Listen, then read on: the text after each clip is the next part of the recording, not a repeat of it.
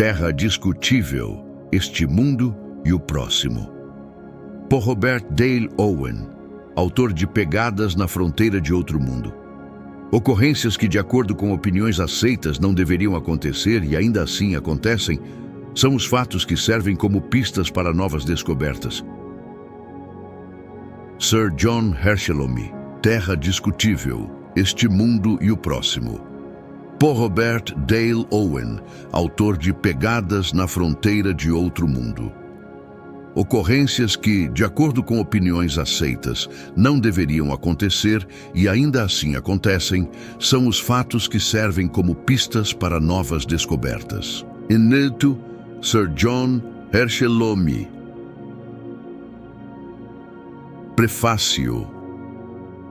Nas Escrituras, somos frequentemente lembrados de que as leis do mundo espiritual são as mais elevadas leis da natureza, cuja obrigação, operação e efeito estão todas na Constituição e na ordem das coisas. Argyll. Um dos mais conhecidos e brilhantes triunfos da ciência astronômica foi a previsão, antes da descoberta real, da existência e aproximadamente da localização nos céus de um planeta pertencente ao nosso sistema solar e que orbita além de Urano. Certos dados já eram conhecidos há muito tempo pelos astrônomos, que os planetas, se estivessem sujeitos apenas à atração do Sol, descreveriam órbitas elípticas, mas que, estando também sujeitos, ainda que de maneira fraca, mas mensurável, a atração uns dos outros, essa influência secundária os faz desviar de seus caminhos elípticos exatos. Essas perturbações, como são chamadas, podem ser calculadas de modo que a posição exata de cada planeta em qualquer dia, passado ou futuro, pode ser determinada. Além disso, embora Urano tenha sido descoberto apenas em 1781, este planeta já havia sido observado antes, sendo confundido com uma estrela fixa que posteriormente desapareceu e seu local foi registrado como tal já em 1690. Ele foi anotado dessa forma em intervalos por vários observadores ao longo do século XVIII. Admitia-se também que havia discrepâncias entre as posições observadas que Urano ocupou e as posições que aparentemente deveria ter ocupado, levando-se em conta todas as influências perturbadoras conhecidas. Após sua descoberta, quando suas tabelas foram mantidas com precisão ao longo de vários anos, verificou-se ainda que essa discrepância entre os valores tabelados e as posições observadas do planeta aumentou gradualmente até o ano de 1822. Então tornou-se estacionária e, em seguida, começou a diminuir. Isso indicava a existência permanente de uma causa perturbadora oculta. Essa causa poderia ser um planeta situado além de Urano. Com esses dados e assumindo certos postulados prováveis sobre a órbita e a distância média do Sol ao suposto planeta perturbador, após uma investigação profunda, esgotando os recursos da analogia, um jovem observador parisiense escreveu a um dos principais astrônomos do Observatório de Berlim, dizendo-lhe onde o planeta deveria estar e pedindo que o procurasse. Ele foi encontrado naquela mesma noite, a menos de 2 diâmetros do disco lunar, do local indicado. Se algum Le Verrier da ciência espiritual tivesse notado, 25 anos atrás, certas forças perturbadoras cujos efeitos eram visíveis em todo o mundo religioso, ele poderia ter feito uma previsão ainda mais importante do que a do astrônomo francês. Pois mesmo então já se podia perceber, e hoje é ainda mais evidente, que uma crença antiga estava prestes a desaparecer da sociedade civilizada. Uma mudança que traria consigo resultados de grande impacto. Essa mudança é a transição da crença no excepcional e no miraculoso para a convicção estabelecida de que não faz parte da economia divina, conforme manifestada em suas obras, operar aqui de maneira direta, senão por meio das leis naturais, nem suspender ou modificar essas leis em ocasiões especiais, nem como fazem os homens, criar leis temporárias para uma determinada era do mundo e depois descontinuá-las nas gerações seguintes. Em outras palavras, o mundo civilizado está gradualmente se estabelecendo na certeza de que as leis naturais são universais, invariáveis e persistentes. Uma vez admitida a chegada dessa mudança, um observador atento, dotado de visão antecipada, poderia ter previsto algumas de suas consequências. Se a lei natural é invariável, então, ou as obras maravilhosas atribuídas pelos evangelistas a Cristo e seus discípulos não foram realizadas, ou então não foram milagres. Se elas não foram realizadas, então Cristo, ao alegar tê-las realizado, teria se entregado, como Rei Marus e outros alegaram, à ilusão ou ao engano. Essa teoria desvaloriza sua pessoa e desacredita seus ensinamentos. Mas se foram realizadas sob leis naturais, e se essas leis perduram de geração em geração, então, na medida em que as mesmas leis sob as quais esses sinais e maravilhas ocorreram ainda existem, podemos esperar fenômenos semelhantes a qualquer momento. No entanto, um observador perspicaz, analisando o quadro geral, poderia ter detectado algo ainda mais significativo. Ele teria encontrado duas escolas opostas de pensamento religioso. Uma baseando a verdade espiritual no miraculoso e no infalível, representada principalmente por uma igreja de enorme poder, com 1.500 anos de existência, que se manteve firme contra adversários ousados e ativos, e até aumentou tanto em número relativo quanto absoluto de adeptos nos últimos 300 anos. A outra com apenas 350 anos de história, associando-se de alguma forma ao espírito da época e assim colocando-se na linha do progresso. Porém, com antecedentes menos imponentes, com menos seguidores e, infelizmente, com uma influência enfraquecida por uma grande mistura de indiferentes e ainda mais debilitada por divisões internas sobre questões de importância vital. Até mesmo no que diz respeito ao principal tema religioso da época, a questão da regra uniforme ou do milagre, muitos desta última igreja ainda sustentam a opinião de que abandonar a doutrina do miraculoso é negar as obras de Cristo. Aparentemente um confronto muito desigual, uma perspectiva bastante desanimadora.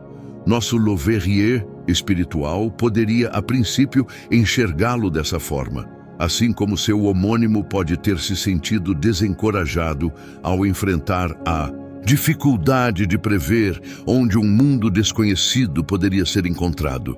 No entanto, se nosso observador tivesse fé na prevalência final tanto do cristianismo quanto da doutrina da lei natural, ele poderia, ao buscar uma solução para essa dificuldade, ter encontrado uma saída prática. A história lhe mostraria que as obras de Cristo e de seus discípulos, tomadas pelos judeus como milagres, efetivamente capturaram a atenção de uma era semibárbara, incapaz de apreciar o valor intrínseco e a beleza moral das doutrinas ensinadas. E a analogia poderia sugerir-lhe que, se fenômenos mais ou menos semelhantes a esses pudessem ser testemunhados nos dias atuais, e se não fossem sobrecarregados por alegações de serem milagrosos, eles poderiam causar uma impressão semelhante sobre a indiferença moderna. Então, se ele tivesse fé de que Deus, que proveu abundantemente os meios para suprir nossas necessidades físicas, também proveria, em seu devido tempo, para nossas necessidades espirituais, poderia ocorrer-lhe que a manifestação, diante de nossos olhos, de poderes e dons mais ou menos similares aos dos tempos apostólicos, não seria um meio improvável de alcançar esse propósito. E se ele fosse cristão, essa suposição seria confirmada pela leitura de que Jesus, exercendo ele próprio esses poderes e dons, prometeu a seus seguidores após sua morte faculdades semelhantes. Evidentemente, sem considerá-las exclusivamente suas ou restritas à época em que viveu.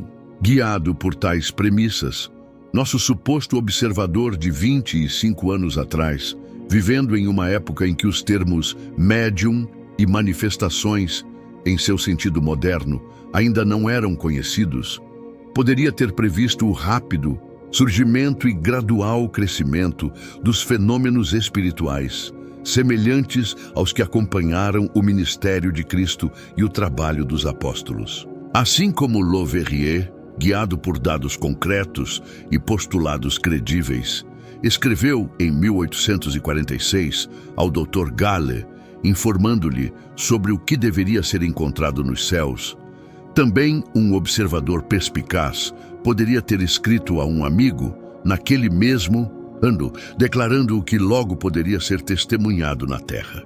A ocorrência entre nós de fenômenos espirituais sob leis naturais não apenas tende a reconciliar as Escrituras com a filosofia sólida, não apenas ajuda a comprovar a doutrina do reinado universal da lei, não apenas explica e confirma a exatidão geral dos relatos evangélicos, mas faz muito mais do que isso. Ela fornece a uma minoria religiosa em dificuldades, carente de apoio, os meios de trazer à luz, mesmo perante os descrentes das Escrituras, a grande verdade da imortalidade, e oferece a essa mesma minoria, lutando contra números muito superiores, outras poderosas armas argumentativas urgentemente necessárias no embate. Considerações menos convincentes do que essas bastariam para provar que o tema tratado neste volume é de importância inestimável tanto para a ciência quanto para o cristianismo. Nas páginas seguintes, busco demonstrar que a religião, tal como Cristo a ensinou, embora destinada a prevalecer no fim, está por ora sob forte pressão, por um lado, dos exércitos alistados sob a bandeira da infalibilidade, por outro, dos vigorosos pioneiros da ciência. E que nessa situação, a evidência experimental da existência de fenômenos espirituais modernos, caso possa ser obtida, auxiliaria enormemente a religião. Busco mostrar também que, se observarmos com a mesma imparcialidade do astrônomo de Berlim, obteremos quanto à realidade e ao verdadeiro caráter desses fenômenos uma prova tão conclusiva quanto a que demonstrou a existência do nosso mais recente planeta descoberto. 12 anos atrás, tentei contribuir para abrir caminho. Assim como Vênus, ocasionalmente visto, mas não reconhecido como um planeta durante um século, os fenômenos espirituais foram observados e registrados de tempos em tempos no passado, mas não foram então compreendidos pelo que realmente eram, ocorrências sob leis naturais. Considerando-os sob essa luz, trouxe à atenção pública aqueles que me pareceram os mais bem autenticados. Na presente obra, em parte histórica, mas principalmente composta por narrativas isoladas para fins ilustrativos, não pude evitar tocar, incidentalmente, em certas doutrinas que me parecem menos benéficas do que populares. Se não consegui, e quem consegue plenamente, tratar de forma honesta e imparcial as crenças em conflito, não foi por falta de esforço sincero. Fui levado a este campo, em grande parte, por uma profunda convicção de que ele oferece uma prova fenomenológica de uma vida futura. Mas a prova fenomenológica é muito mais convincente do que a evidência histórica. Se o telégrafo elétrico tivesse sido inventado e utilizado por um breve período, há 2000 anos, e em seguida se tornasse uma das artes perdidas, os antigos registros de seu triunfo temporário, por mais bem atestados que fossem, criaram apenas uma crença frágil nos dias de hoje, caso não houvesse exemplos modernos para sustentá-los. Reflexões como essas superaram a relutância natural de trazer à tona algo que por um tempo foi tabu para o mundo. Tampouco sou excessivamente otimista, nem especialmente ansioso por resultados imediatos. Novas ideias, por mais verdadeiras que sejam, raramente são respeitáveis no sentido mundano do termo. Assim como os homens que se fizeram por si mesmos, elas conquistam distinção, como é melhor que seja, lentamente, por seus próprios méritos. O leitor encontrará alguma repetição neste volume. Ao discutir um tema com o qual a mente pública tem pouca familiaridade, é difícil evitá-la. E, em tais discussões, certo grau de repetição tem sua utilidade.